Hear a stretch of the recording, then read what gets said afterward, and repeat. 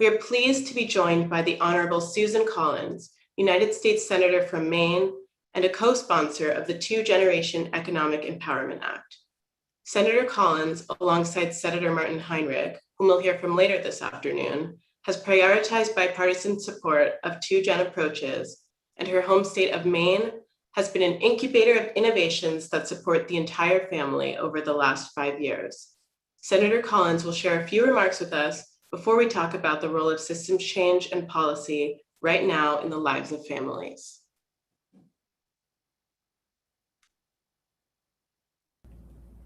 Good afternoon. Thank you for joining together to help create a brighter future for our nation's children and families. I commend Ascend at the Aspen Institute for advancing our shared vision of economic security and educational success. Nearly 60 years after President Johnson declared a war on poverty, poverty remains a reality for millions of Americans. Well-intentioned federal programs have helped many of those living in poverty manage day-to-day hardships. However, they often fall short of breaking the cycle of poverty that has trapped too many families. Poverty spans rural towns and urban centers, race and ethnicity, men and women, girls and boys, old and young. It is time for a new approach. I appreciate Ascend's support and collaboration on the bipartisan Two-Generation Economic Empowerment Act that I authored with Senator Martin Heinrich. This bipartisan bill would help address the gap between our good intentions as a society and our often ineffective results. Our bill supports an innovative approach aimed at equipping parents and their children with the tools that they need to succeed. It would provide greater flexibility to allow states and local organizations to be creative in solving a family's unique challenges. It would also provide much needed coordination across government agencies. This bill marks an important step toward reevaluating our approach to poverty and promoting innovation, more effective uses of taxpayer dollars to uplift whole families. A child's zip code should not determine his or her future success. Bureaucracy should not make it so difficult for families to get the help that they truly need. By acting together, we can help multiple generations be full participants in the American dream. Thank you for your commitment to this vital cause, and have a great conference. Thank you, Senator Collins, for joining us today and for your shared commitment to 2Gen. So, what does the economic equation look like for families right now? And what are the implications for states when it comes to federal resources? Our next group of speakers will share their insights on how state systems can be incubators for 2Gen efforts, including addressing economic and health disparities. Here to get us started, please welcome Dr. Raquel Hatter, Managing Director of the Human Services Program at the Kresge Foundation. Good afternoon. Thank you so much for the opportunity to be here today and to share with you all. And thank you for joining this session in particular, which we're going to focus on the economic equation for families, big policies, hopeful futures. I do want to make a comment to thank Clint Smith for his opening remarks. It's heavy to follow, and it speaks directly to why this session I think that we're about to have is so important. But it is that most certainly the air that we breathe. So thank you for that. And thank you to Senator Collins as well. So with that, I would like to introduce Dr. Boushey, who is a member of the White House Council on Economic Advisors, who's going to be talking with us about the American Rescue Plan Act. And I'll hand it off to Dr. Boushey. Thank you. Thank you. Thank you, Raquel. Thank you, Aspen and the Aspen Institute for hosting this forum. I'm really excited to be here.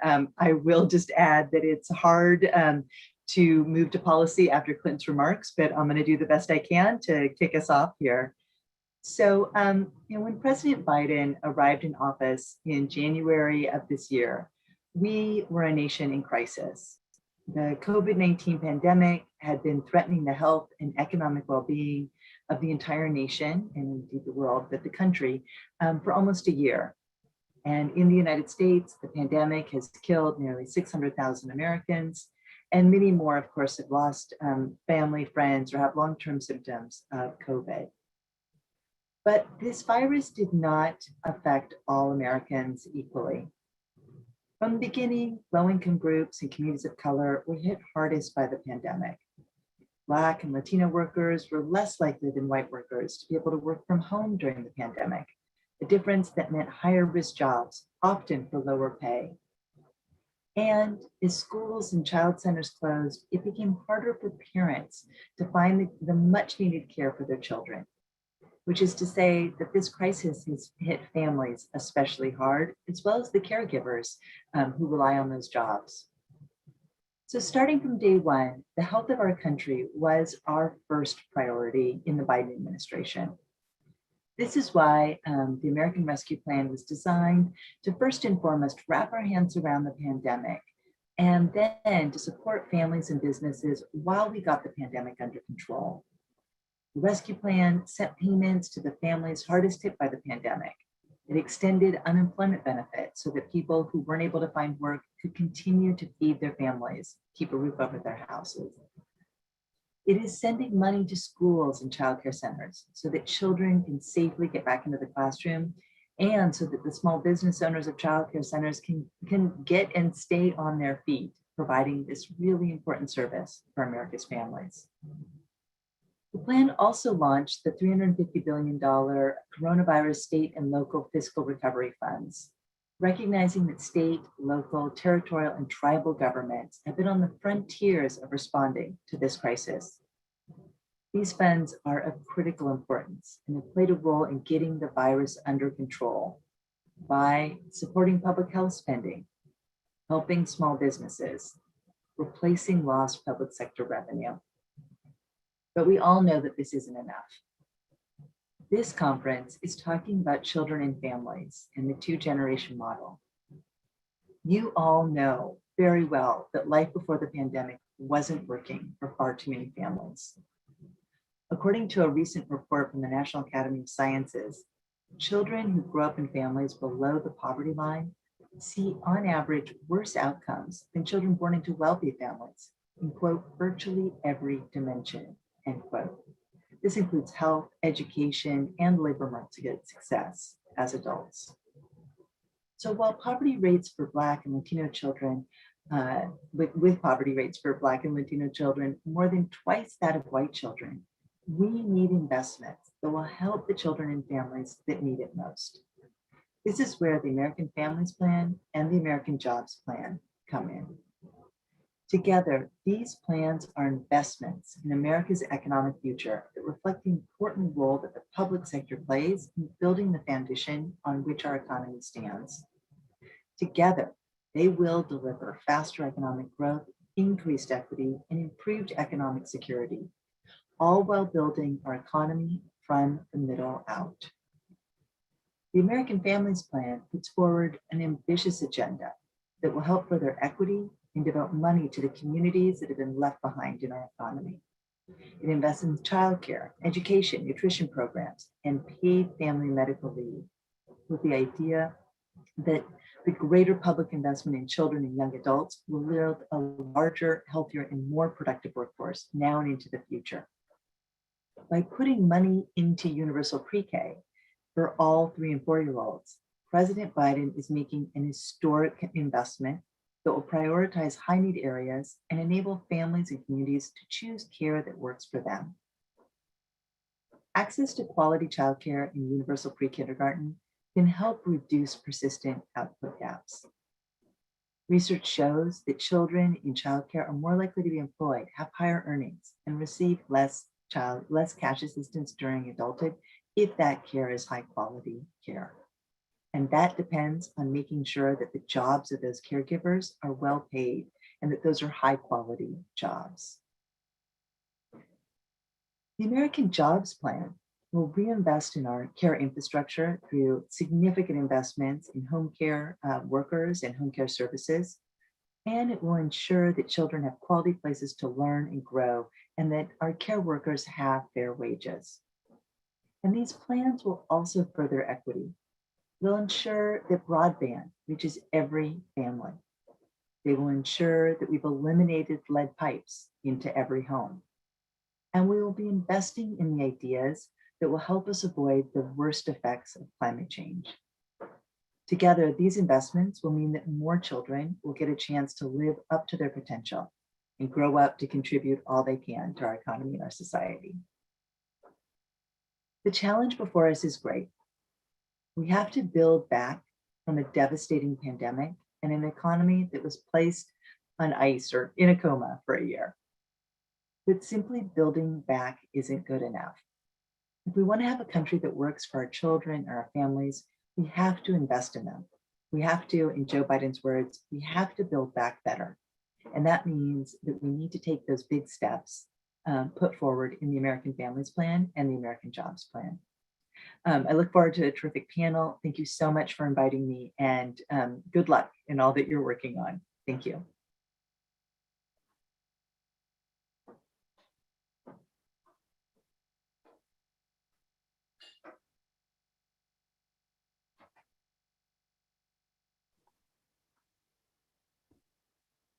All right. Thank you, Dr. Boushey. We really appreciated that. Now we're going to go into our discussion with our amazing panelists, Dr. Lori Pfingst and Director Chris Jones. And Lori is coming to us from the state of Washington as a senior director there. And Director Chris Jones is joining us from North Dakota, helping the services.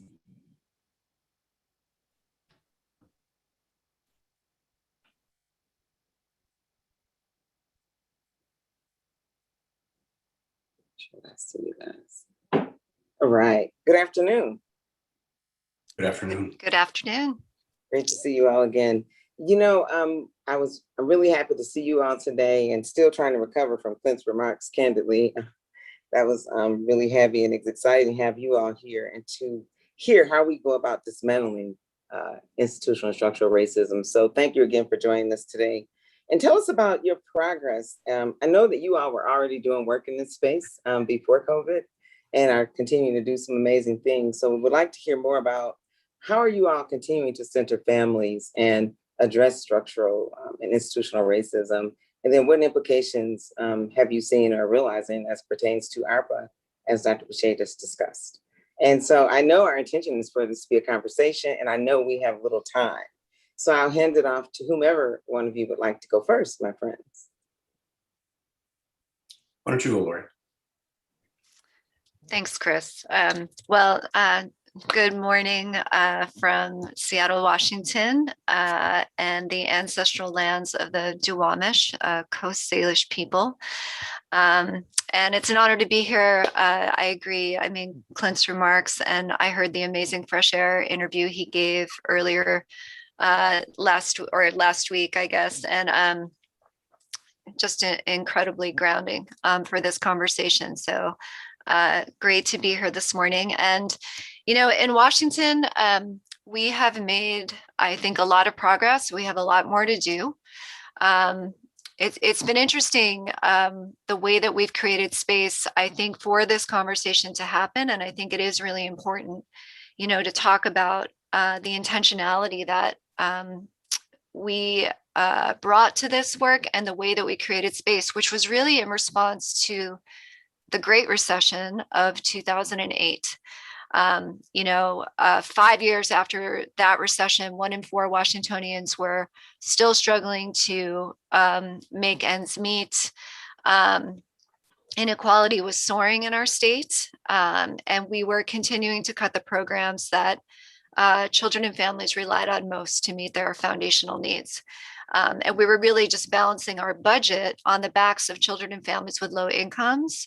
And we were shortchanging our investments in the building blocks of opportunity that they need.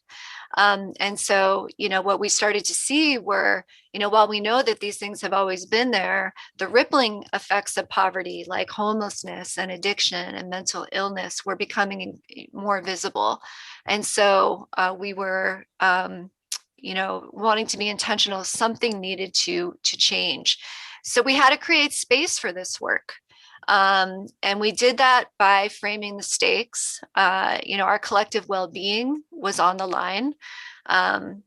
We were able to make a case that the return on investing in reductions in child and family poverty were large, and that now was the time, because we were not prepared for another recession, and little did we know that there was one right around the corner. So Governor Inslee created a poverty reduction work group and tasked that group with creating a 10-year plan to reduce poverty and inequality. That group did two things well. It started in 2018, pre-COVID. We centered race and social justice in the work because of the disproportionality in our state. And we also created a steering committee of people experiencing poverty to guide the work, set the priorities for the plan, and they had final approval over the plan. And what that led to was a blueprint for a just and equitable future, the 10-year plan to dismantle poverty, which has 8 strategies and 60 recommendations that lay a foundation for where we want to go. It was really a plan that was ready to meet the current moment because it centers anti-racism in the work, equity, and the experiences of people who've been historically excluded from social and economic well-being. And the strategies really try to maximize everything that we can about the system we have. And I think COVID afforded us that opportunity to maximize our systems, but really build the system we need. Our steering committee was very clear with us: do not waste our time. We are here for the action. And that action has to come both in the way we make decisions and who's at the table and the big P policy wins. And I'm really pleased to share that we wrapped up in April the most historic legislative session, I think, of our lifetime. That's the sentiment of many people. We created an Office of Equity, one of 2 in the country, I believe, that is tasked with undoing institutionalized racism in our policy programs and practices enterprise-wide. We passed a Fair Start for Kids Act, which invests in our childcare, our caregiving workforce, the infrastructure, the capital infrastructure. It caps payments to $115 a month for the first year and 7% afterward. Also removes barriers for student parents. We made historic investments in our TANF program. We passed child welfare legislation that raises the burden of proof for removal from families and allows for less subjective decision making to counter implicit bias and racism in that system. We removed punitive measures in housing, licensing, and human services to expand access. Those of you who know Washington know we have the most regressive tax system in the country. We passed an earned income tax credit, a capital gains tax, and a carbon tax to counter climate change. And our steering committee, which we had to raise philanthropic funding for, now has public funding to keep it going. So we are at the point of inflection right now, and ARPA funding is giving us this incredible opportunity, but we also know that the moment is fleeting if we don't seize it. We have liftoff in Washington State, but anybody who does this work knows that the gravitational pull of the status quo is incredibly strong. And we need more than just an equal and opposite push toward a just and equitable future. We really need to defy gravity with rocket fuel. I think ARPA affords that opportunity, but more importantly, we believe that rocket fuel exists by centering the experiences of people and communities historically excluded from well-being in our state policy program and funding decisions. And I'm thrilled that we are trying to do just that in Washington State with the governor's office by exploring what we call a community caucus model that is really institutionalizing the practice of having people and communities at the table. So we continually ask ourselves, what are we recovering from? And what are we recovering toward? We are not just recovering from the pandemic. We are recovering from centuries of inherently unequal and unjust policies. And as this conference is demonstrating, those solutions exist. And now is the time to act. And it's an honor to be working in this space with all of you. So thank you. Thank you, Lori. Very well stated. I'm going to move right on to Chris so he can add, and we'll see what time we have left for questions and dialogue. Thank you so much. Yeah, thank you both. I'll try to be as brief as possible. I just want to tell a story, and a story about an unlikely person to ever support families and children in investments in early childhood, and how a red state looked at it. And you have to remember, this is a red state that had the second highest vote per capita for Donald Trump in 2020. So I, nor the governor, were both new to government, had any interest in early childhood.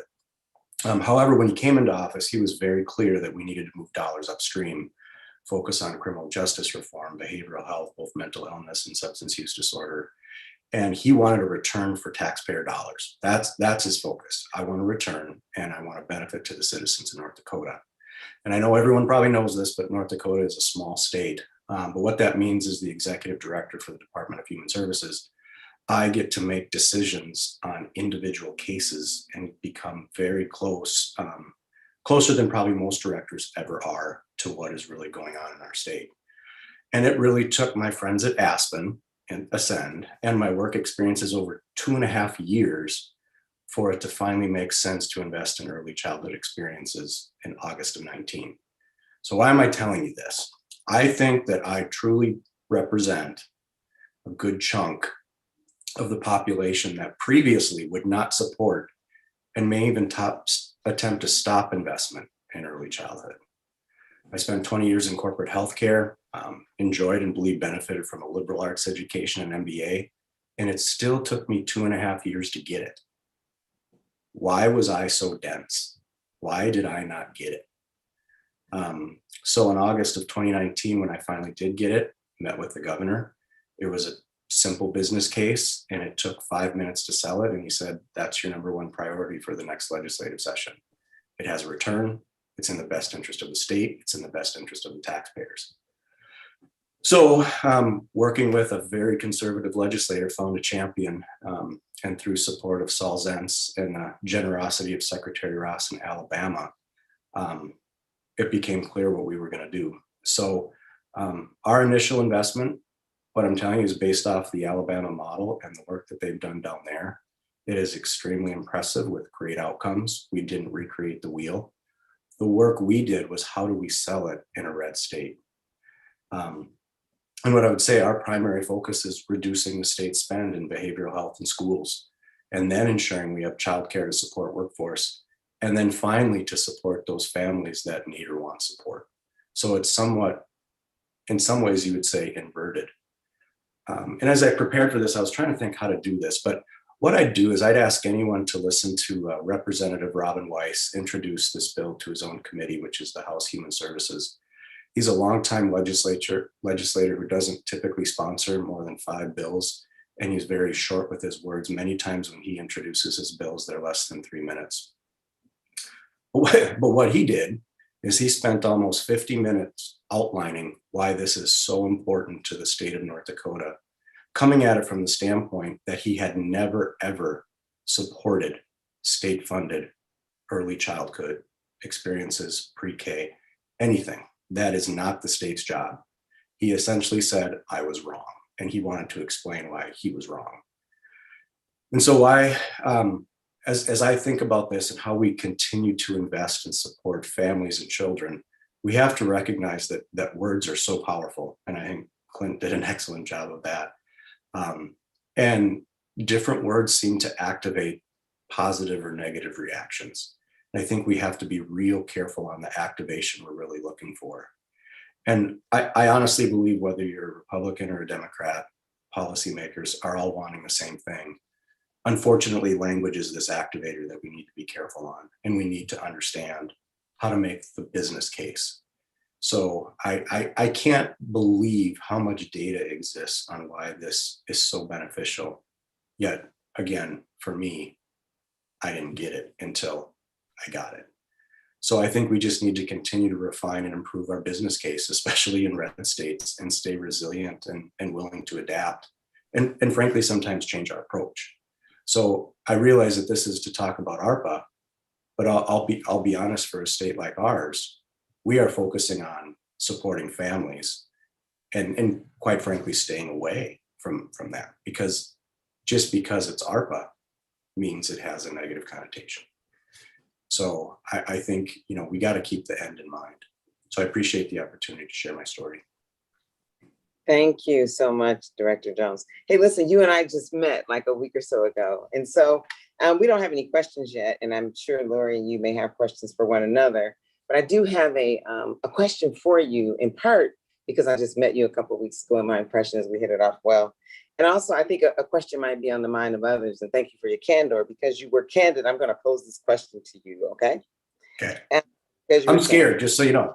Oh, and that's the whole point. I'm from Flint. So listen, you said it took you 2.5 years, and totally appreciate you sharing that.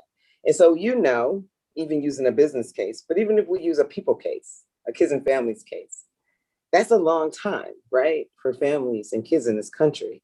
How do we close that window? Because many of us are like, we don't have 2.5 years to convince people of things when all these things are happening. I know you get that based on where you are now. How do we close that windows for others who may have your mindset or take longer? And then when do we say, okay, enough is enough from your point of view, Director? Well, I think we passed enough is enough already. So just there, so there's there. And to that end, I mean, again, I'm really, the only way I know how to think is from a business case perspective. I believe in the human condition, but I mean, it's still, I've got to look long-term, because again, if as I mentioned earlier, I get too close to some of these cases. I mean, frankly, it destroys my mental health, because I can't even manage it. And so I have to stay focused on, especially in a state like North Dakota, and I would argue any other red states, is you got to keep making the business case. Because the other thing I would tell you is, I remember meeting with, the strong and mighty coalition in North Dakota that's been trying to do preschool for decades. And they're just like, oh, it's so great. We have someone like you who doesn't come from government who wants to do this. And I said, tell me your different approaches. And they just kept saying, we just kept telling them the same things and expected a different outcome. So I guess my long-winded answer to your question is 2.5 years is too long. I should have gotten it in 2 months, but I didn't. So how do we keep making the business case? And I think it's the business case as short, as sweet as possible. And just one of the things, I just seems to resonate with business people is 95% of a child's brain is formed by the age of 5. We invest $0, and then we spend a whole bunch in K-12 and then a whole bunch on higher ed. Let's just take it from higher ed and put it in 0 to 5 and call it good, because we're going to get a better return on investment. Now, no one wants to do that, but that's kind of how we approach it. Okay, so here's what I'm going to do. We have a question now. I also want to make sure that if anyone has questions for Lori, and Lori, you can imagine why we have a lot of questions for Chris. Of course, yeah. All right. And we know you all do well together. You're Aspen fellows. You learn from each other. So big ups to Washington State. We just have a couple more questions for Chris, right? And so, Director, what's the business case? Is the question. What is the business case? In 60 seconds, if you could. I think it depends who your stakeholder is. I mean, quite yours. frankly. Let's think about yours. Well, now you're going to get the other side of Chris. I mean, I do really, I care about kids, and I don't know. They are underrepresented in government. Mm-hmm. There is no one looking out for children. They don't have a lobbyist. They never go and advocate for themselves, especially those who are in unfortunate circumstances. And we sit here and watch all this money flow for the purpose of bettering our country, right? But yet you have our most vulnerable people that no one speaks for. I mean, I'm sure there's people out there that do, but there's just not. And so if I'm not going to do it, who's going to do it? Thank you. Chris, what I submit to you is you just made the case for people and for kids and families. Thank you for sharing your heart. Lori, question for you, my friend. The TANF expansion, can you tell us more about that if I'm understanding that question correctly, Ms. Day, who sent that question to me? Yeah. And, if I can just comment on what Chris is saying, I think the business case for doing this has been strong for a long time. And in Washington, I think everyone thinks of us as kind of this liberal homeland. And we're not, we're not, we are a purple state. And so, the convening of this group, which shifted for us, was having our steering committee, people who are experiencing these issues, and their children sometimes were in the room. They're not there advocating, but we're all there together. And what happened in our group, which was not monolithic by any stretch, it was really hard to judge and hate those people up close. And that's what created the shift for us. So I want to say, that business case has been around for decades, if not centuries, quite honestly. So I think for us, the thing that turned the tide was our steering committee. In response to TANF, a lot of what we did with our TANF program was in response, again, to the Great Recession, when we were cutting that program left and right because there's so much discretionary funds in that program that, we used that money to basically balance the budget. So we were pulling money from TANF to balance the budget. It's kind of a long story of how we got there. But what we were able to do in turn is we raised our cash grant by 15%, which was a pretty extraordinary increase for that grant, especially during this time. We had pretty harsh restrictions in place on a 60-month time limit, which had a huge racial disproportionality where our Indigenous and Black families were being kicked off that program at a very high rate. We were able to reverse those harsh penalties and open up the program and also reduce our sanction policy. So, that may not sound like much, but those things were on legislative agendas for over a decade and happened with the stroke of a pen in the wake of COVID-19, which says, to me, just how flexible and nimble we can be to meet the need when we have to be. And that's the opportunity that we have right now. Thank you so much, Lori and Chris. I really we all appreciate you all being here today and all the contribution that you're making to the field and to the folks in your states in particular, which will make the country stronger. So thanks again, and thanks to Aspen for the opportunity to contribute today. If I'm missing anything someone at Aspen, please let me know. Thanks so much to all. Have a great afternoon.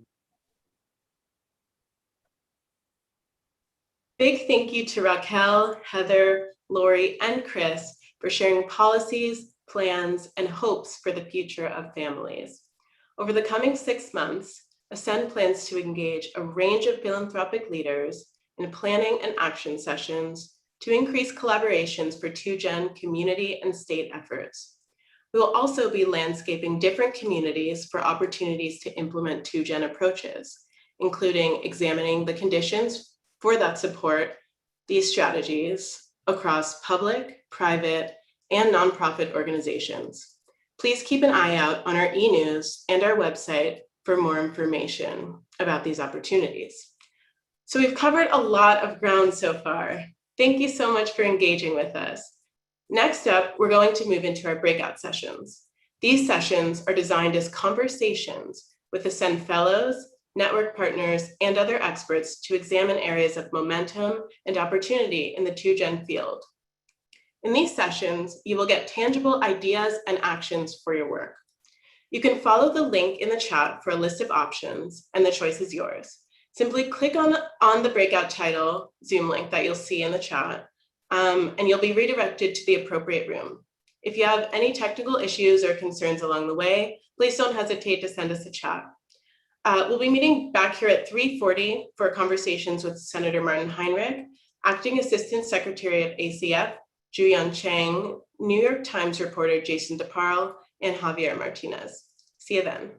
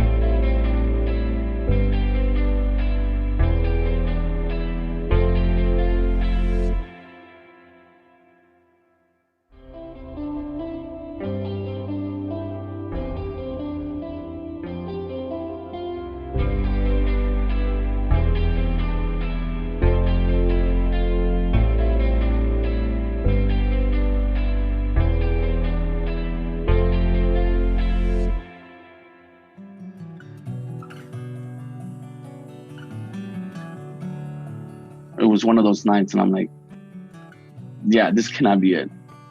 This cannot be it. I'm killing myself, almost 12, 15 hours a day. And I'm like, yeah, I cannot do this. I cannot do this no more. We are very tenacious. We're resourceful. We are persistent. We know how to take no and turn it into yes. I'm Pamela Kirkland, a reporter and audio producer. We just heard Jesus Benitez and Waukesha Wilkerson, two of the student parents at the heart of 1 in 5, a new podcast from Ascend at the Aspen Institute. Jesus and Waukesha represent the 22% of college students today who are also parents, hence our name, 1 in 5. They're remarkable for their strength and determination, for their hard work to lift themselves up and their families, for navigating the complex and often unforgiving world of higher education, and for striving to make scores of dedicated student parents more visible to their campus communities and institutions, where they're often overlooked and uncounted. Many are enrolled in community college, most are women, and many are single parents. 1 in 5 will challenge the misconceptions about student parents. Maybe part of the reason why student parents remain invisible too is that there's really is a different kind of stigma about parenthood. There's this idea that you chose to be a parent, maybe you should have waited until you were done with school. 1 in 5 will recall the victories along the way, like when Waukesha had her aha moment. I said, that's it. It's psychology. Like, this is the moment that people talk about when they say, oh, just take your classes and you'll figure it out. I said, I'm having that moment. It's psychology. We'll examine how student parents reinvent, challenge, and push themselves to create new futures for themselves and their families. He's 11 years old, so he's very, very smart. He's so logical. He loves games. He loves being outside. Every week, you'll get to know a student parent on their own terms, speaking about what's important to them, and guiding us to a deeper understanding of how their challenges are also our challenges. You'll also witness the difference a two-generation approach can make in supporting students like Michaela, Waukesha, and Jesus. Because when parents succeed, children succeed. And I was just like, yep, I'll just have this baby and it'll be healthy and happy and I'll just go to school with it and then it'll go to daycare. 1 in 5 is produced by Lantigua Williams & Co. Listen and subscribe on Apple Podcasts, Spotify, Amazon Music, and everywhere you listen to podcasts.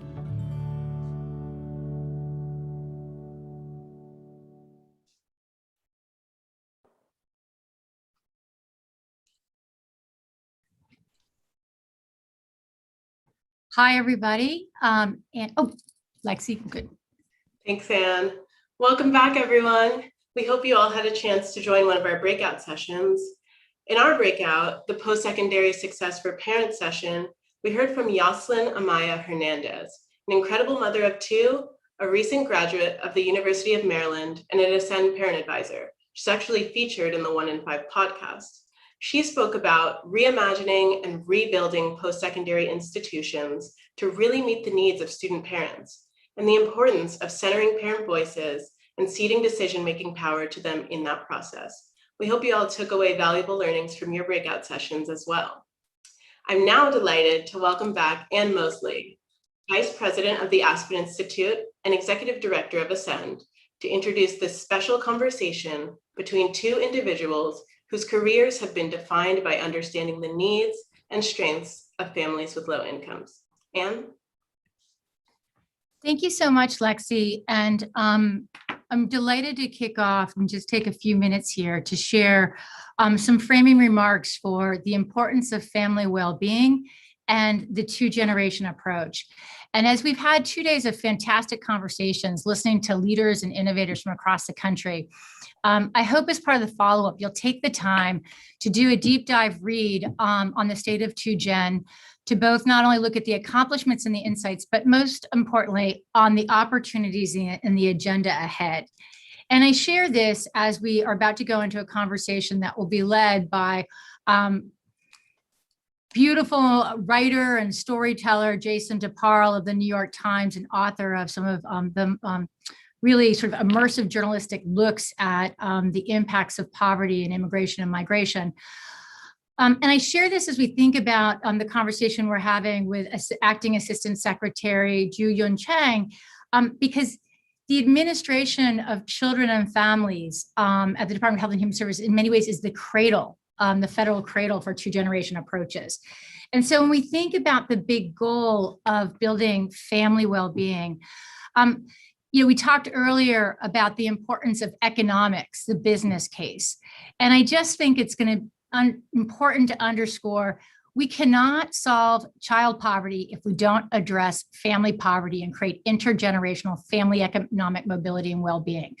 The two-generation approach is about education, economic security and pathways, and health. It's about linking, knowing that just even 3% of extra income for a parent can translate into a 17% increase in a child's earnings. So important for us to keep the power of the economics front and center. The second piece, and I just had the privilege of coming out of the breakout session on truth and reconciliation with Wendy Ellis and Laura Huerta-Migas.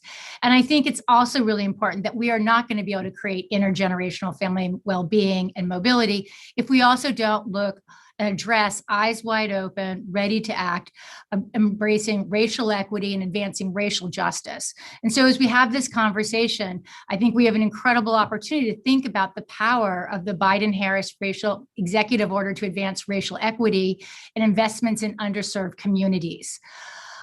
Lastly, when we think about some of the recommendations to the call for the federal government at this absolutely essential time, creating new ideas, which are in the opportunity section around creating family councils in all key federal agencies, creating a whole family acceleration fund, creation of a federal family well-being and equity index that can cross all government agencies so that funding, guidelines, requirements, technical assistance, evidence and evaluation all lead up to family well-being and equity. So these are just a couple of the thoughts that are in the State of 2Gen report. And so please take a look and think about them and some of the questions and times with both Assistant Secretary Chang, as well as Jason DeParle in the second closing session. So with that being said, I'd love to turn it over to Jason DeParle to lead us in conversation. Please, if you're not reading a lot of his writing, either in from his earlier book, American Dream, 3 Women, 10 Kids, A Nation's Drive to End Welfare, or his more recent book, A Good Provider is One Who Leaves, One Family and Migration in the 21st Century. But you can catch him in the New York Times or tweeting. And so, Jason, thank you so much for joining us here to lead this really important and thoughtful conversation with Acting Assistant Secretary Chang. We welcome you and we thank you. Thank you, Anne. Great to be here. Assistant Secretary Chang, how are you?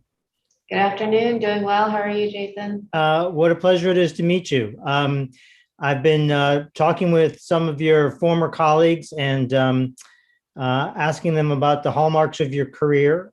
Everyone says you're passionate, you're hardworking, and you're really devoted. But I discounted that because they were your friends, journalists. If your mom tells you she loves you, get a second source.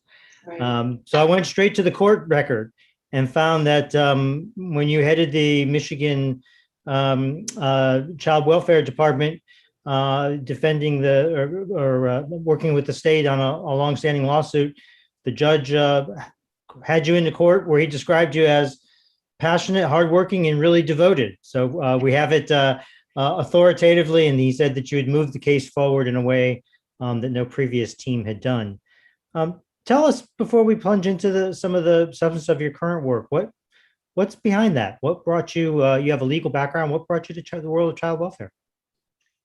So I really kind of cut my teeth in this work as a young staff attorney at the Children's Defense Fund, and had the great honor to work with folks like Mary Lee Allen and Marian Wright Edelman. And I think it really shaped my approach to the work, which is that I've always been a passionate advocate for children. I represented kids in the juvenile justice system and the foster care system, and I always recognized that there were larger systems at play, and wanted to be part of, creating solutions to prevent some of these challenges that I saw in the courtroom. But what I really was drawn to at CDF was Mrs. Edelman's message that children don't come in pieces, right? That if you care about children, you have to recognize that they are parts of families who are parts of communities, and that to help a child means you have to be aware and willing to impact all those ecosystems. And so I think it's just kind of what I've been doing. And I think it's incredibly rewarding to really work with the clients that we serve. This work can feel really dry sometimes, and you can get, focused on the policy aspects of the work. But one of the things that I loved about my time at Michigan was the opportunity to, again, work directly with the children and families that we serve. And actually visiting with families who are at the cusp of entering the child protection system, and seeing the ways that government could actually step in and prevent crisis from happening. It was also extraordinary to see mothers who had experienced recovery and were now serving as peer mentors to other mothers in the foster care system. So it's really those people that I try to serve who inspire me with their strength and their persistence in their own reconciliations and their own restorations. And it's just a great honor to do this work. What's been the difference in perspective in moving from child welfare specifically to the whole range of children's policy, the whole range of programs that you now oversee? Is that altered your focus on families? I think in some ways it's kind of a great segue, because child welfare is a system that really often ends at the bottom of all those other human service systems, right? Foster care comes into play when many of those other systems aren't available or fail for whatever reason. And so I think my mindset has always been kind of a public health prevention focus. And so it feels like this is a natural next step of the work, that if you want to prevent abuse and neglect in the first place, you have to address really the root causes, which are poverty often, right? Lack of social supports to families, and just a great honor to be able to kind of work on these issues holistically.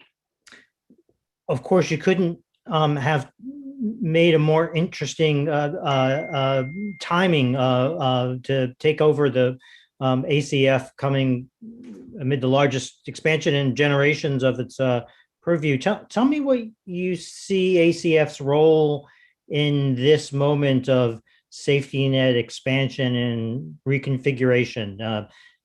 It's a storied agency with a century-old history. What does it bring to this moment that makes it special?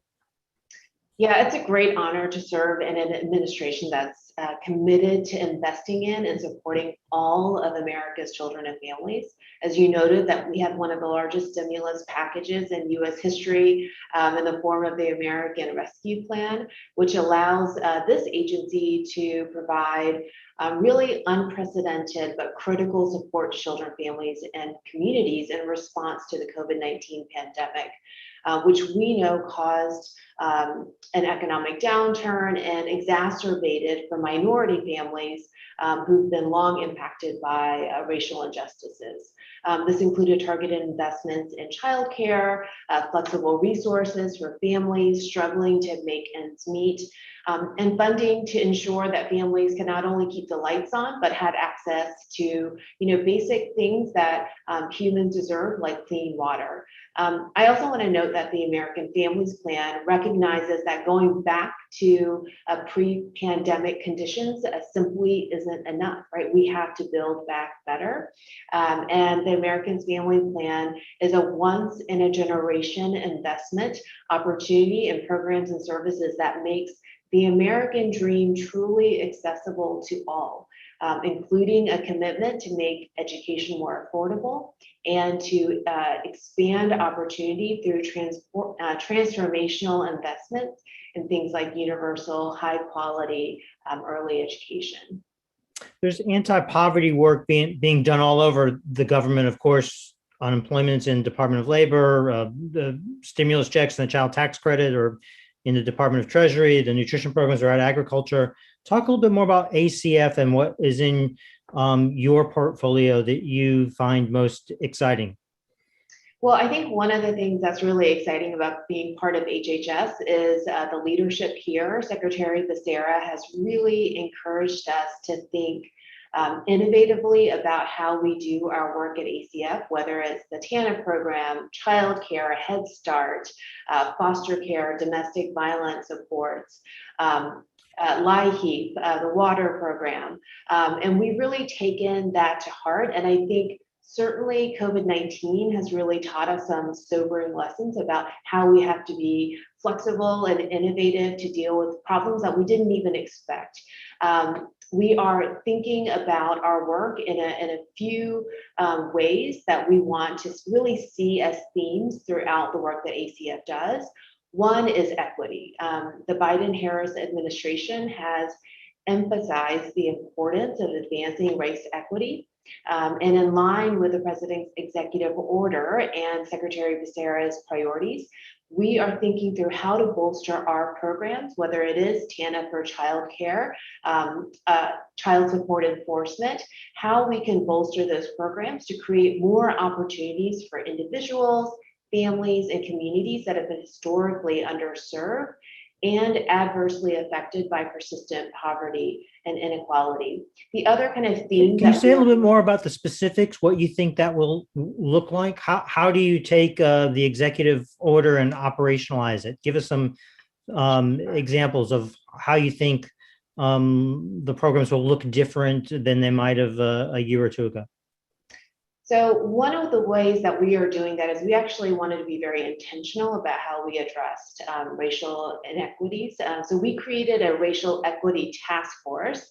It's being led by the Children's Bureau's Associate Commissioner, Asia Schomburg, who is charged with coordinating all of ACF's implementation of this executive order. And one of the things that we are doing is starting with a true kind of self-assessment of all of our individual programs and the collective impact that it has, looking to see whether our policies and programs were disproportionately applied. And if so, understanding what the impacts of disparate treatment were. I think that first act of self-assessment is key. And then just as important is taking action to address those issues with a sense of urgency. So we are looking at that from every program, but also trying to make sure that the way we address that is holistic so that it isn't individual programs, but that we are looking at all of ACF's work collectively. Have you learned anything surprising so far? Well, I learn something surprising every day in this job. But one of the things that I think I brought into this work was, the long legacy of racism in our approach to families in the child welfare system. Certainly recognizing that many of our policies and programs are based on very old, sometimes racist ideas about who can and can't be a good parent. And one of the things that we are committed to in this administration is really shifting not only our thinking about families, but changing what we invest in as a result. So really trying to further invest in prevention and early intervention, but also looking at the lens of poverty and of the struggles that families face from a whole family approach.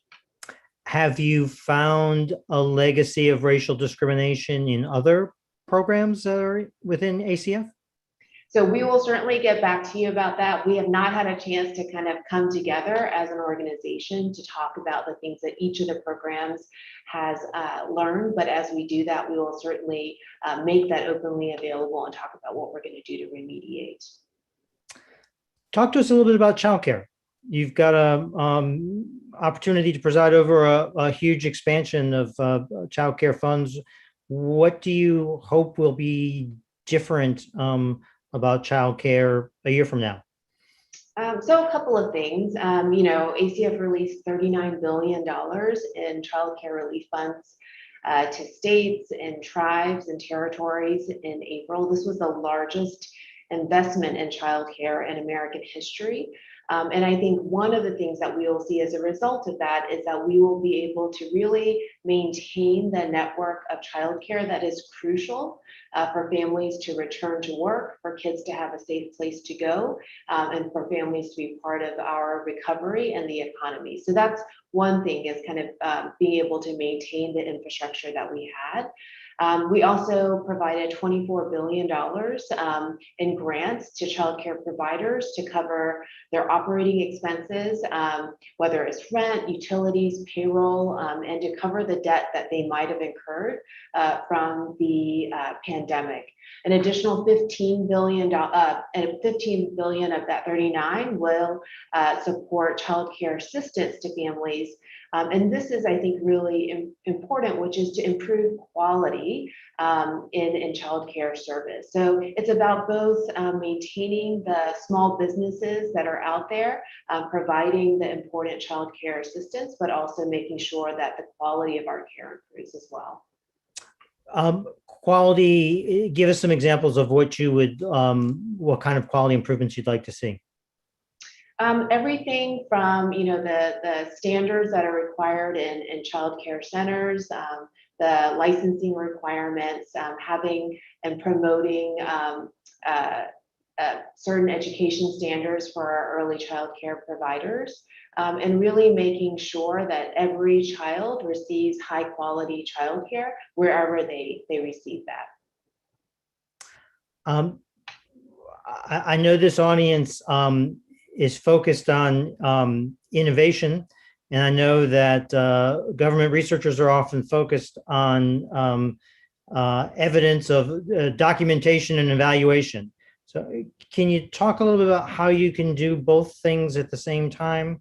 How you can encourage grassroots groups to do new, different, promising things while at the same time preserving an evidence-based approach to your overall portfolio of programs? Sure, I think this is one of the great challenges, but charges of the federal government, which does contribute so much in resources to many of these programs. I think there is that kind of push and pull towards wanting to invest in only things that we know are proven and effective, and yet we do have to leave space for innovation. And I think there are a couple of ways that we can do that. One, by investing in research and development. Every other for-profit company and many other parts of the federal government recognizes the need to invest in R&D. And yet in many human service programs, it's either an afterthought or 1% of the overall budget. And I think we have to be intentional as policymakers and program administrators in asking for investments in research and development. The second thing that I think is really critical is to be willing as a federal government and a grantor to accept that not everything is going to work, right? I mean, some of the best lessons I've learned as a child welfare director is when I've tried something and we failed. But you can learn as much in failure as you do in success. And I think oftentimes in government programs, there is such pressure to always show efficacy, always say that this program worked exactly as intended. And there is value in evaluating and assessing, but I think the greatest value is in learning either way, right? And applying those lessons and sharing those lessons with others. And then I guess that goes to my final point about innovation, which is whether a program is evidence-based and has the highest standard of research, you can't ever kind of just take one program and plop it in another area and expect that it's going to have the exact same impacts. in human services in particular, there are so many contextual factors that impact whether or not an effective program can be replicated. And so I think one of the things that we have to do is to be really transparent and open with the lessons that we learned as we were implementing programs, so that we know how to implement with fidelity, but also to adapt it to the circumstances that you find yourselves in. And you can do that much more effectively if you are having open conversations about the circumstances in which you applied these lessons and the impact that it had. And it requires people to be vulnerable, because you're going to have to share important lessons about when it didn't work, or things that you had to learn the hard way. But I think we have to promote innovation in those three ways. Say a little bit more about the R&D analogy. What would be what's the R&D division at HHS, or does ACF have its own, or is it in a different part of HHS? So there are a number of places that it exists. So we have ASPE, which looks at research and evaluation from Do you want to explain what ASPE is to the audience? Sure. So they really look at the research and evaluation of many of the human service programs in HHS's portfolio, kind of globally. And then P is planning and evaluation. Yes. Sorry. Sorry for speaking. Kind of a sister agency. You're the operating division, and they're the research and evaluation arm.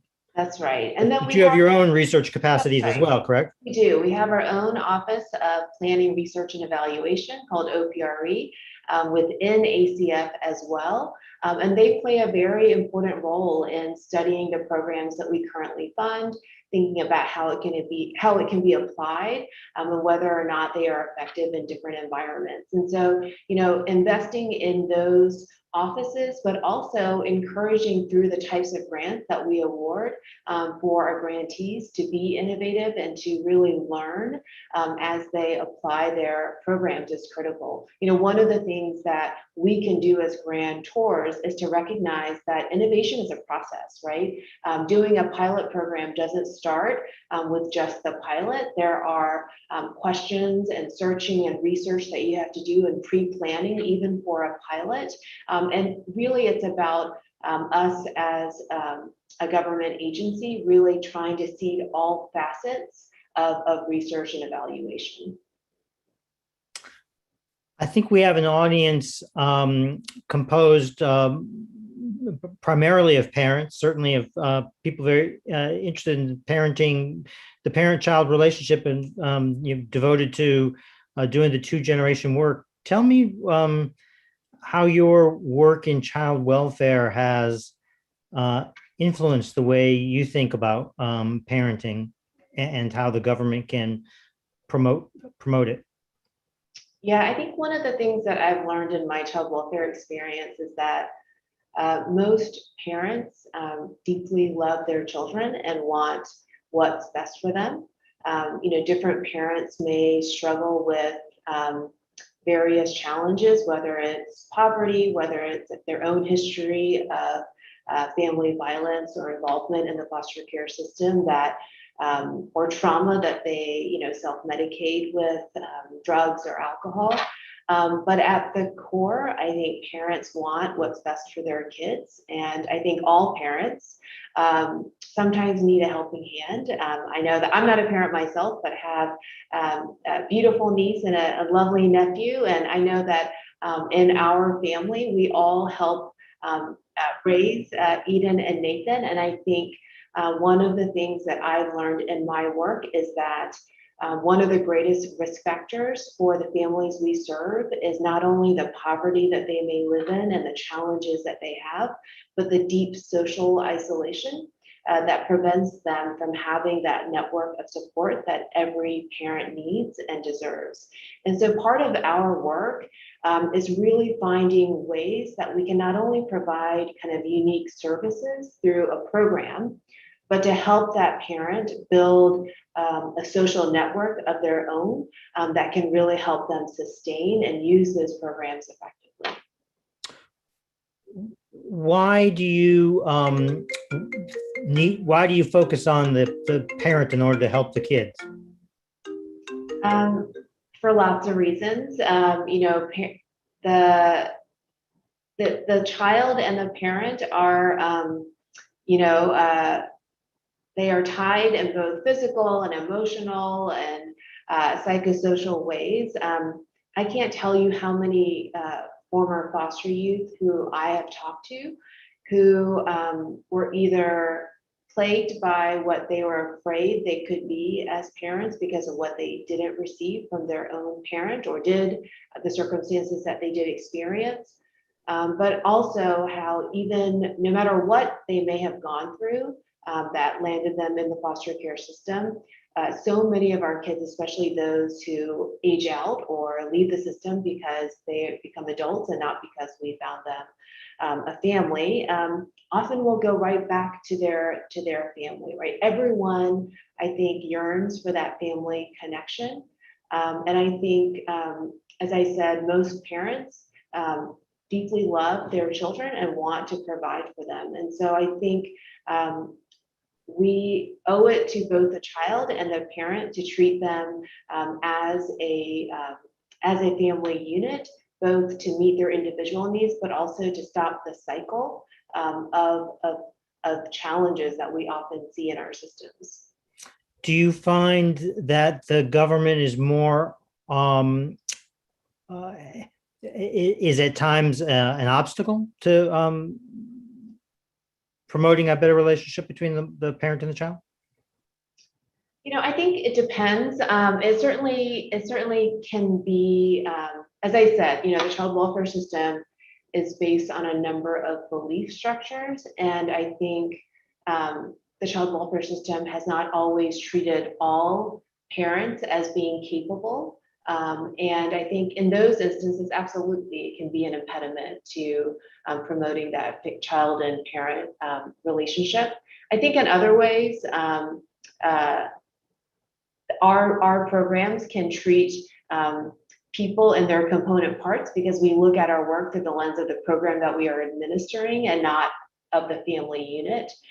You know, one of the things we talk about at ACF is that the families that we serve often may be getting some help from TANF and maybe from LIHEAP, and maybe they're getting a child care assistance benefit, but they don't think about their lives and how their needs can be met in those kind of programmatic silos, right? And yet we operate them as if they were and can make it unnecessarily complex for families to access those programs. And so it may not be that we are intentionally trying to serve them separately, but I think what we want to do is to improve our customer service so that we make it easier for the whole family to get what they need.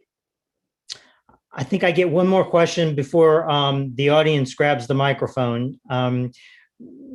Let me ask you about TANF. When I was earlier talking about the different huge safety net expansions and how some are in Treasury and some are in late, you know, one program that just hasn't played a prominent role in this economic crisis has been TANF.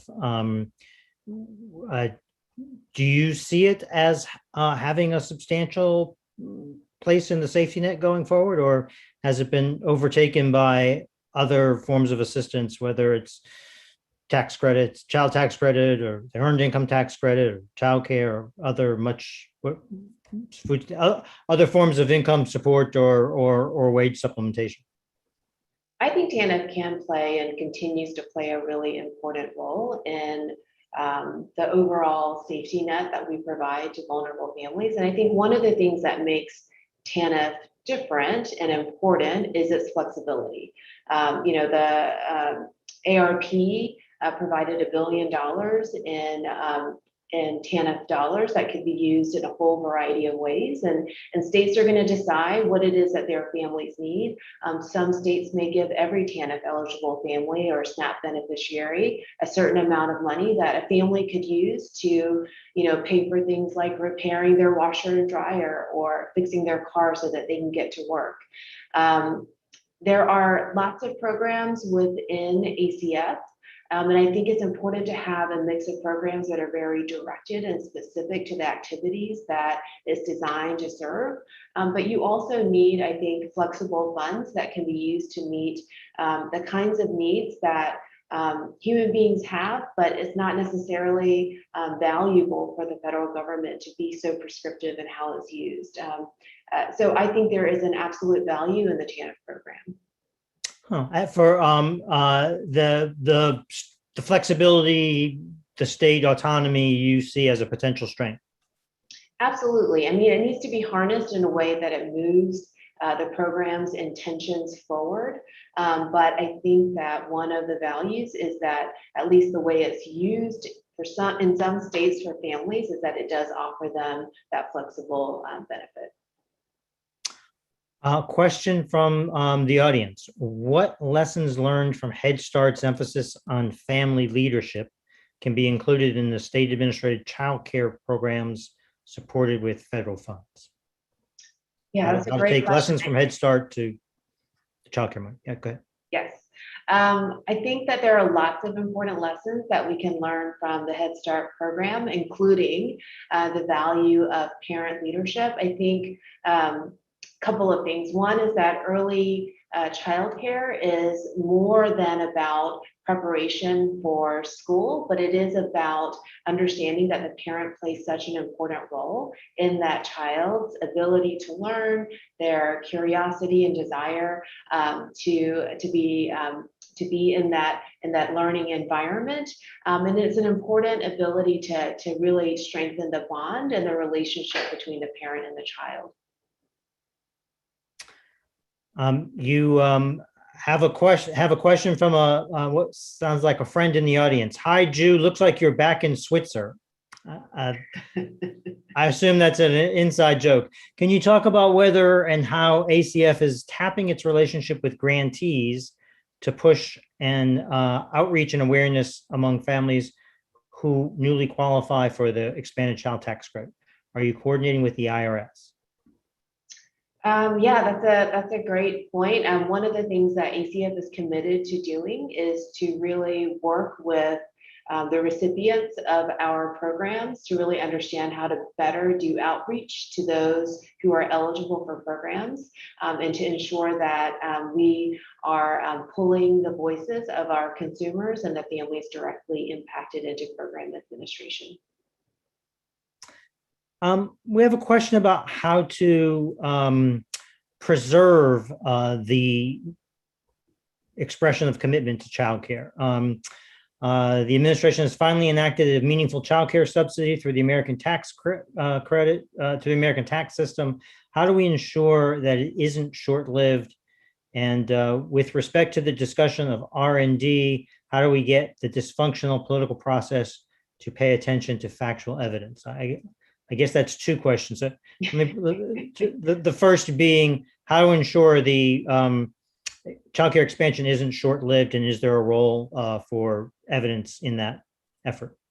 Absolutely. I think we do need to make sure that we can demonstrate the short-term and long-term benefits of these types of programs. I think we also, though, have to show that it is effective in rural states and urban communities. And I can't answer the last question about how do we overcome those kind of political divides, but I do think that childcare and the new investments in early childhood, these are kind of universal concerns. And so I hope that we can really demonstrate its efficacy and then push collectively to make sure that. So will ACF be performing an evaluation role in the child care money? So I will have to get back to you on that, but yes, we are interested in looking into that. I think the second part of the question is one that anyone who spends a lot of time in journalism finds himself or herself mulling a good deal, is whether evidence changes people's minds, whether research matters, whether facts matter. I mean, we're in I think that's always been a question, and even more so now that we're in an environment where people are kind of choosing their own facts. So can you elaborate what you've seen on the importance of research? It doesn't always prevail in political debates. How much emphasis do you give it? Yeah, I think evidence and research is necessary, but it's not sufficient, right? If you don't have evidence to back up why you want to invest in something, it's certainly easy for those who are not interested to make arguments for why it's not a good investment in public funds. But you're right, it's not enough to say something works. I think the value of human stories of people who have experienced these programs and benefited from them, the ability to make these not just programs and research papers, but real to folks is really important. And that is the important role that not only journalists have, but also for us as program administrators to humanize the work that we do and to lift up the voices of people that we serve, so that this is more than just a program. Wow, you're giving a journalist's answer to the question. The importance of narrative. Yeah, I mean, certainly I agree.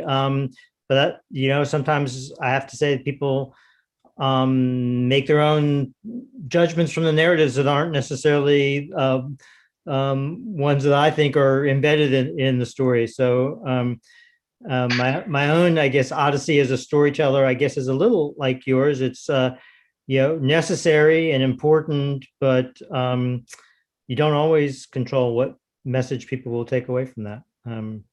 It's interesting that you had the same experience. Joel writes, I would love to see parents involved in the development of evaluations. Any thoughts on how that might work? And would you be open to such an approach? Absolutely. When I was in Michigan, we were piloting a new prevention program that focused on parents with lived experience, serving as peer mentors to families who are at the cusp of entering the foster care system. And part of the work was to ensure that there was robust research and evaluation of the program, but we knew that that research would not be complete without the voices of parents themselves informing the research development and structure and providing real-time feedback. And so I absolutely agree that for us to truly have the voice of our consumers, they not only have to weigh in on the policy and program development, but they also have to be part of the conversations about how research is even constructed, because research is also not agnostic. It's not completely objective. That these are human beings who bring to the research their frame of the issue and the questions that they will ask, which then impacts the answers that are provided. And so I think it's critically important to have the families and the parents that we serve part of designing and overseeing the research that's done. I have time for one question, but I have two questions, so I'm going to ask them both quickly. Has ACF ever considered supporting 2Gen capacity building on a regional basis so that we can both design and implement models based on a community context? So I believe that ACF has done that. We've taken a regional approach to the whole family approach, I believe is what they call it. And I would say all of ACF's work in many ways is a two-generational approach to social issues, and the programs that we offer are two-generation in design. But certainly I think there is a lot to be learned from people who are interested in doing similar work, who share similar governments or geography or demographics. And so absolutely, we would be open to that. Finally, Trina Shanks asks, small home-based childcare centers are often Black-owned businesses and running on a shoestring budget. How can we ensure equity in this space? Are there aspects of quality in these spaces, like late hours, close relationships with low-income communities and families, that are not captured with traditional outcome measures? Absolutely. It's one of the things that we are looking at as we develop guidance on the new childcare investments. We do want to make sure that we are carefully calibrating that guidance so that it promotes investments in some of those small minority-owned businesses, and that we are ensuring that we look at all types of childcare, and that we are looking at all types of families and the childcare that they need. We know that one of the things that drives children in the foster care system are parents who have to work non-traditional hours and have to make a choice sometimes between work or providing care for their children. And that shouldn't be a choice any parent has to make. And so we are absolutely sensitive to thinking about all families and all the providers who care for their children. Acting Assistant Secretary JooYeun Chang, thank you very much for your time and your patience. Our time has come to an end. I hope we can find ways to continue these conversations in the future. Likewise, thank you so much. Thank you so much, Acting Assistant Secretary Chang and Jason. Our final session centers around rebuilding a new structure for families. Here to lead us, please welcome back Ann Mosle, Vice President of the Aspen Institute and Executive Director of Ascend. Thanks so much, Lexi. And hello, Javier. We're about to get ready for the close, and we've been on 2 sort of deep dives of days covering about 10 years of work and learning and journeying. And, you know, as we know, the 2-generation approach is not a new thing. This is grounded in Indigenous wisdom, early philosophy from the Settlement House movement to Head Start, Family Literacy Act, and many other earlier efforts. But what is intentional about where we are now is the momentum and the intentionality that has gotten us here. And that the modern 2-generation approach that is really looking at families holistically, children and the adults in their lives together, is grounded in a deep and unwavering commitment to racial and gender equity and justice, and the power and the importance of lived experience and the expertise of parents, caregivers, and families. And so as I think taking in some of the themes that we've just heard and seeing literally nearly 1,000 of like our dear friends across the country, across all sectors being with us the past 2 days who've actually been leading this work, I'm humbled to think about the momentum that we are building on. And as sort of the Ascend at the Aspen Institute, being that national hub to keep the North Star bright and bold and sort of and moving. And so this piece I share as I think about Assistant Secretary Chang saying, you know, can we overcome the political divide? And I would actually say, yes, we can.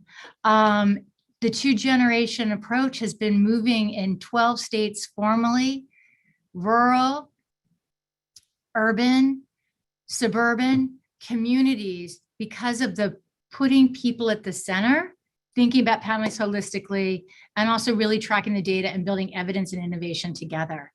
And so, you know, just I think we have some representation from the Administration for Children and Families from Region 1 and 4 and some others that have been over years have been hosting and building 2-generation empowerment advances and innovations in action. And so, you know, just we are on this cusp of an incredible opportunity to think about the future and the role of the federal government all the way through to the power of families and communities to really make the North Star of intergenerational economic mobility a reality. So as we have this last conversation, I just think it's wonderful to be holding in this moment just literally the power of what does it take to just be the simplicity of putting families at the center. And so we're going to be hearing from Javier Martínez, who is a state elected leader in representative in New Mexico, representing Bernalillo, who's also the executive director of the Community Action Partnerships and a family prosperity partner of Ascend. And he's going to be having a conversation with Senator Martin Heinrich. And I really have to give a shout out to Senator Martin Heinrich, because not only is he a committed father and a committed member of the U.S. Senate, but he has been a dogged and unwavering believer in the two-generation approach. Working with him, his leadership, his team really took a very thoughtful approach to draft the Two-Generation Economic Empowerment Act in a bipartisan partnership with U.S. Senator Collins, and to say, we need to introduce this. We need to make it at the center of our strategy for building economic mobility. And while it has not passed yet, it has catalyzed tremendous action across the states, as well as sparked a federal review by the U.S. Government Accountability Office to look at the federal programs from the Supplemental Nutrition Assistance Program, Head Start, Workforce Innovation Opportunity Act, through the eyes and the lens of local and state leaders to say, how can they be more effective for families? It also catalyzed an opportunity around the Interagency Council on Economic Mobility, which we are wildly enthusiastic codifying and putting to work. And I think one of just the bold opportunities we have, let's get that let's get that Interagency Council working on economic mobilities and insert family. And then let's take the power of the executive order to advance racial equity and serve underserved communities where they call for that engagement. And let's create the first family council with parent and caregiver expertise to be in the policy, to be in the co-design, to be in the equity. So just a couple ideas here. Javier, I'm going to give the car keys to you. I thank you for your leadership every day in New Mexico and across the country. Senator Heinrich, it's always a privilege and an honor to see you. And I'll be delighted that colleague and partner and co-author of the State of Two-Gen report, Marjorie Sims, will be leading us in final concluding remarks. And so my last indulgence is join me in thanking all of the leaders and partners who've joined us the past 2 days, and also the Ascend team members, those you've seen on the screen and behind the screens, but who are working every day to be in service and partnership with you to ensure that we not only meet families where they are, but where they dream for themselves and their children. So thank you, Javier. Senator Heinrich, always a pleasure to see you. Thank you, Ann, and thank you, Ascend team, for a wonderful convening. It's been an empowering 2 days. Senator Heinrich, great to see you again. Great to see you, Chairman. I don't know if you're in DC or in Albuquerque, but it's been hot today. It's been a hot one. Ann and members of Ascend, I'm very proud to have this conversation with my U.S. Senator here in New Mexico about how critical two-generation strategies are, and about the progress that we've made in our state with regard to these types of frames. You know, I spent a majority of my career organizing in communities and in family-led movements, particularly with immigrant families. And as Ann mentioned, most recently, I've taken the step to go into policymaking, into the legislature. And I can tell you that framing policy ideas, and I mean every single policy idea through that two-generation lens, really is the future of policymaking, I believe, in this country. It is a way to maximize taxpayer dollars, and it is a way to really maximize the impact from early childhood education to K-12, K-16 education, to economic development and healthcare. We are lucky here in New Mexico to have Senator Heinrich, because we haven't really had to do much education with him. In fact, he's been educating a lot of us on these issues and on the importance of two-generation strategy. So let me get to my first question. Senator Heinrich, you are the vice chair of the Joint Economic Committee, and as Ann mentioned, the sponsor of the Two-Generation Economic Empowerment Act. What have been your primary policy interests and efforts to lift up American and New Mexican families out of poverty, particularly as we emerge from the COVID-19 pandemic? Chairman, it's great to see you, and I really want to thank you for that question, but thank you for your service in the legislature, because you're living these values each and every day in a way that makes me really proud. And I want to take just a minute and thank Marjorie Sims and Mosle and everyone who's participating in this today. and thank Aspen, because they've been like driving this forward for years and years. And I'm very grateful for that. I'm proud to say that we're really at a pretty exciting juncture for advancing two-generation policies. We built some real momentum since the first time that I was able to introduce the Two-Generation Economic Empowerment Act in the Senate. I'm still working with my colleague, Senator Susan Collins, who you all heard from earlier in this conference, to reintroduce our legislation and keep advancing the two-generation framework and additional two-generation solutions. And we've already achieved some major accomplishments. 4 years ago, we first proposed establishing a federal clearinghouse for two-generation and economic mobility policies. And now we have established the Council on Economic Mobility at the U.S. Department for Health and Human Services. I'm working on legislation to make this council permanent so that we can have a real federal resource and clearinghouse of successful two-generation policies that states and local communities can look to for guidance and support. And in addition, we successfully called for the GAO to issue a report on two-generation strategies, which they released in May of last year. I'm also really pleased to have a president in the White House right now who really does recognize the need to provide wraparound and comprehensive services for students and families.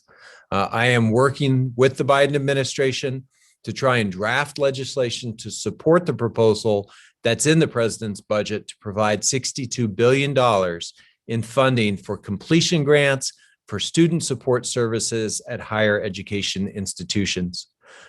Parenting students, low-income students, non-traditional students all need to have easy access to services like childcare, affordable housing, mental health support, to make it possible for them to stay laser focused on their education and earning their degrees. That said, we shouldn't stop there. We need to keep scaling up full service K through 12 community schools to provide two-generation services for all of our kids and their families. And we need to make early childhood education, and thank you for all your work on that, Chairman. We need to make early education and support for our families from the earliest years universal.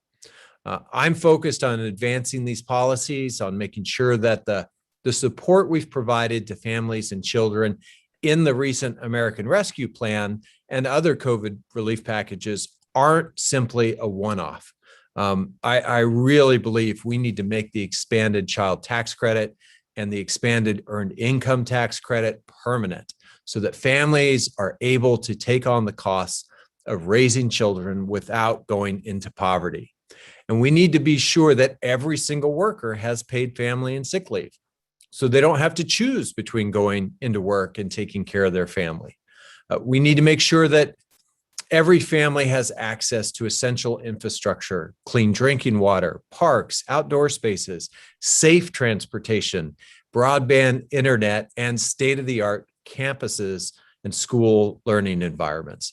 All of these are the elements of any successful infrastructure package that Congress should be considering right now.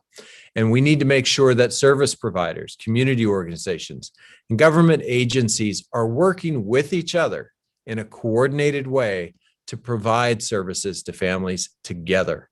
And really, I think that's probably a good segue into my question for Chairman Martínez. Javier, how can community organizations like Partnership for Community Action and many others represented in this forum make sure that the two-generation innovations that you're building, that you're implementing on the local level, are supported and then scaled up by federal and state policymakers? Thank you, Senator. Thank you for your response and for giving us insight as to those priorities and what is happening down from the federal level. And thank you for the wonderful question. You know, organizations like Partnership for Community Action, we're small and we're grassroots like many, if not all, of the partner network members here on this call. And I think that the first thing is we've got to really lean into our organizing strategies. That is our forte. And organizing really is about building relationships. It's about building relational power, not only amongst the families with whom we walk and march and mobilize every single day, but also between our government leaders at the local, state, and federal level. I think first and foremost, understanding that dynamic. As grassroots organizations, we cannot be afraid of the grass stops or of engaging with the grass stops. It is okay to do that. Now, I recognize that not everybody in every state is as fortunate as we are to have senators like you who get this, who understand this, right? And so one of the things that we found has been effective in those relationships, in building those relationships, is having these movements be truly led by the families, be led by the moms and the dads and the aunties and the grandpas and the young people. And for them to share their story in a way that truly, I think, exemplifies who they are and what their aspirations and their dreams are. Right? It's not about just people. I heard on the call yesterday, it's not just about meeting people where they're at. It's meeting people of where they dream of being. And that's key, right? And I remember you, Senator Heinrich, a few years ago on the floor of the US Senate, you actually highlighted the story of Marisela Ruiz Sinaloa, who is one of our leaders, two-generation leaders here in Albuquerque, New Mexico. And it was such a wonderful moment, not only for the organization, but for all of our membership to see the story of this woman, this immigrant woman, be told on the floor of the US Senate. Imagine that. And not just telling the story, but to actually following it up with something like your legislation. It is truly impactful. Now, we've seen over and over again over the past 10 years here in New Mexico, how those relationships, how leaning into the organizing and leaning into telling the story, our story, has really resulted, I think, in some big policy wins, including the expansion of the working families tax credit, which, as you know, is now one of the most generous in the country. It's 25% of the federal earned income tax credit, but it's also one of the most inclusive ones because it includes young childless workers and it includes undocumented workers. I believe we're only one of 2 states to include undocumented workers in that working families tax credit. And that's a policy win that really goes to the credit of the families, the credit of the families' ability to build relational power in their community. You mentioned early childhood education. We're the first state in the country to guarantee access to early childhood education for every child in New Mexico in our state constitution. That's a big deal. It was a 10-year battle led by families of color for the most part, and with the allyship of elected officials like you. You were one of the first to jump on board before you were in the US Senate, and you never looked back. And for that, I think the families with whom we work are not only grateful to you for that leadership, but they also recognize their power, right? The ability that they had to convince and to move electeds at every level of government that was a good policy idea and that it deserved, its day in court, if you will. Senator, let me transition as we speak about the power of people in New Mexico to leverage those federal relationships and to get things done in a pretty assertive way. As you know, we have a significant population here in our state of immigrant families, of indigenous families, many of whom live in very rural communities without access to basic, necessities like water and broadband and whatnot. Many of these families are battling intergenerational poverty, and this is really something that New Mexico has struggled with for a long time. In your opinion, how do we ensure that these populations continue to be the focus of family-centered policy here in our state? That's really such a critically important question, Chairman. I guess what I've learned, the key in my view is empowering these communities to be at the table from day one, to be literally creating the solutions that work for them. I approached this as a former city councilor in Albuquerque, and it's just that experience of working at the neighborhood level, almost on a block by block level, because places and communities are different from each other.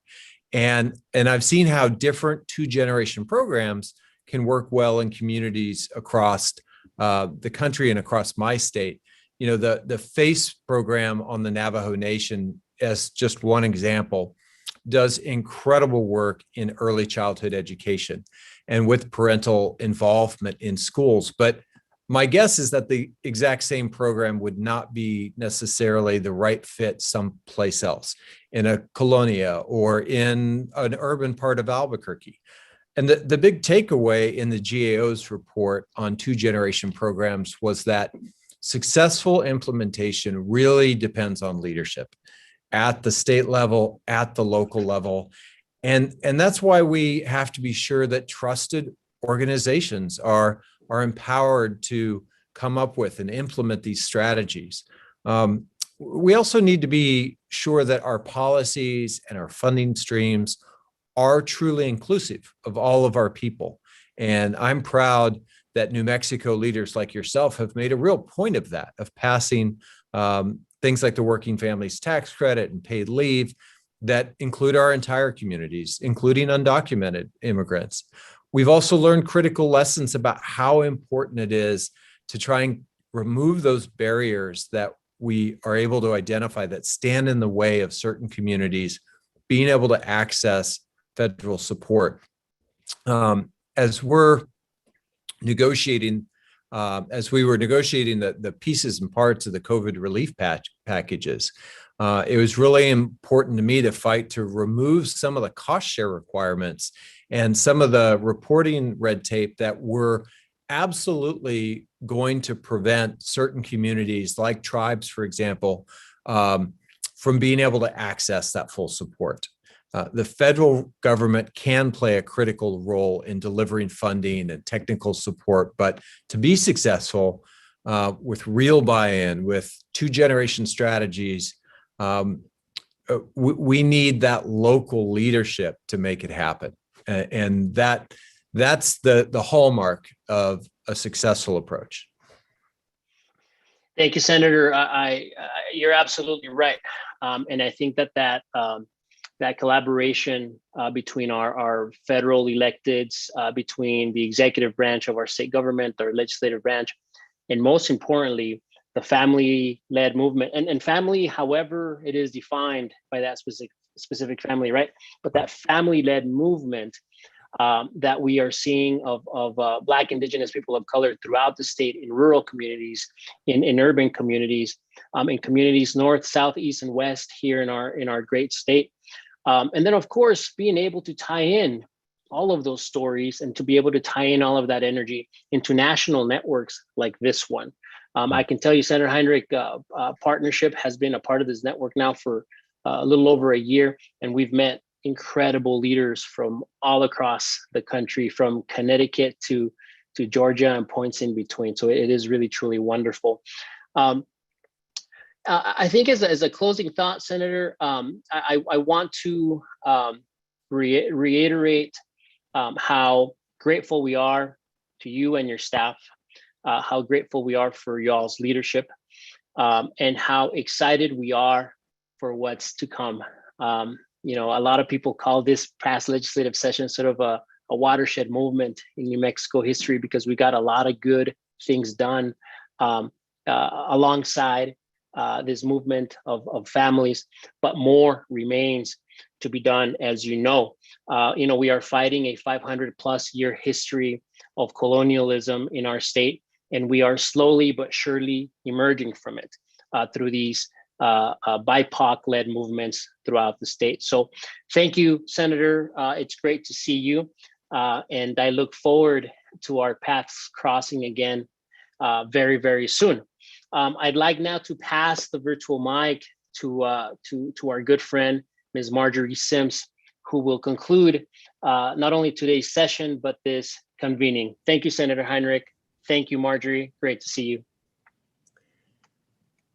Thank you so much, Javier, Chairman Martínez, and what a powerful conversation. And I certainly did learn that the senator and his staff continue to be relentless in their pursuit of two-generation opportunities. And what a delight to learn, Senator, that you are pursuing a proposal within the American Families Plan that is centering on whole families, $62 billion. So thank you for that. Your remarks really truly highlight the importance of leadership and the power of families and communities to influence, shape, and improve economic mobility in the United States, and the importance of doing that at all levels across the public sector, from local, state to federal. So thank you so much for that conversation. So as we close, I just want to remind us that the last year, has taught us a lot. And most importantly, what it has taught us is that we are capable of innovation and systems alignment when it is really needed, when it is needed most for families. And the year ahead truly presents us with an opportunity to make permanent, forward-thinking policies, programs, and systems change for all families. The last 2 days, over 700 people have joined us from across the country to listen in, to share ideas, and to make certain that we're always centering the voices of families for family prosperity for everyone. Our speakers provided us with a roadmap for, to make these recommendations a reality. As Women's Bureau Director Wendy Chen-Hoon noted, this is a once-in-a-generation opportunity to create a care infrastructure that we all need for families. And also, Dr. Aisha Nindoro really shared that her work at Springboard to Opportunities is about changing the narrative by changing the narrator. So really profound words from across all of our very diverse speakers. And Anne mentioned earlier that yesterday Ascend released the State of 2Gen, which is really a field marker. Our formal title is The State of the Field, 2-Generation Approaches for Family Wellbeing. And we know that at the end of the day, our North Star is truly economic mobility for families.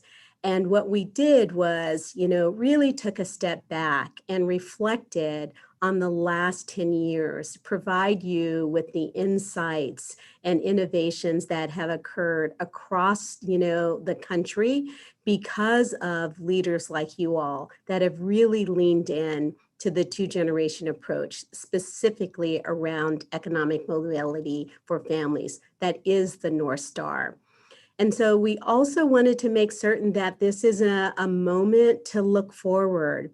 And so you will see within the report, a host of recommendations and every one of the core components of the 2-generation approach. So you'll see recommendations that center on early childhood development and learning, post-secondary success, economic asset building, health and mental health, and also social capital.